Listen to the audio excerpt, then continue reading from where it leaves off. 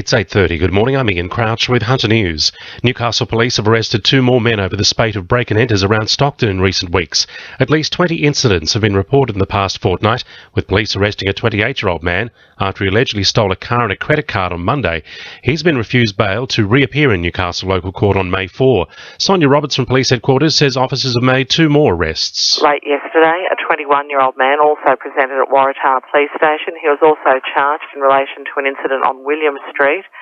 That man was refused bail and is due to appear at Newcastle local court today.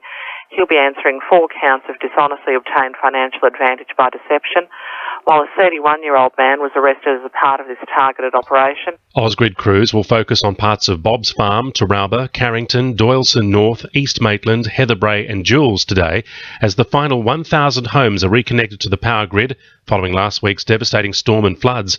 Meanwhile, the state government is working to provide a temporary crossing of the Allen River at Toryburn until a new bridge can be built, and the organisers of the annual Tocal Field Days have been forced to cancel the 3-day event due to flood damage.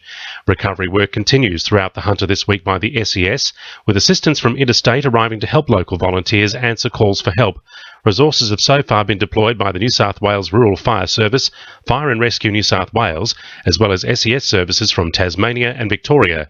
SES Deputy Incident Controller Dave Bushman says the Hunter should prepare for the possibility of further storms later in the week. If by chance there is some further rain that does come, and there may be some more flooding that may happen with that, we're asking people that while there is a break into weather, they might go out and stock up where they can and get a couple of days of supplies. But also around home, don't forget to tidy up around home the damage that may have already occurred where you can tidy up, and also to secure any loose items.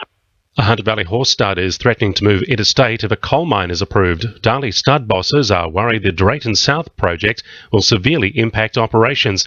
The farm is where champion Black Caviar bred in 2013. Opinions on the future direction of Cessnock will now be taken as the draft 2015-16 operational plan goes on public display. The draft incorporates roadwork plans as well as details of the first stage of the $8.6 million grant-funded Hermitage Road project.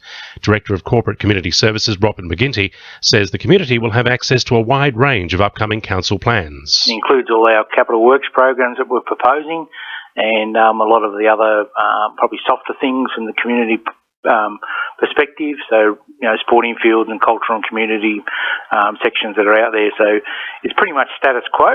We haven't got any great changes from the current year.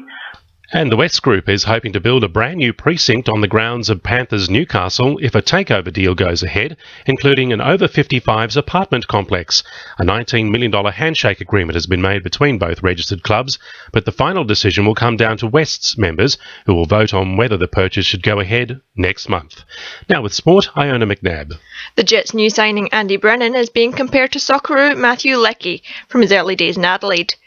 Brennan will join the A-League on a 2-year contract after seasons with South Melbourne and South Hobart. He will join his new teammates for the pre-season on June 22nd. Knights forward Jeremy Smith is free to play against Manly in round 9 following an early guilty plea to a tripping charge. Sea Eagle Steve Matai has been less lucky, copping a 1-match ban after failing to appeal his contrary conduct charge from last Saturday. He also conceded an early guilty plea for a further high tackle charge. And Newcastle representative rugby coach Tony Munro has banned his players from kicking the ball at training. The method is an effort to starve the other team of opportunity to take possession. That's sport. I'm Iona McNabb. To NURFM News Time 26 to 9.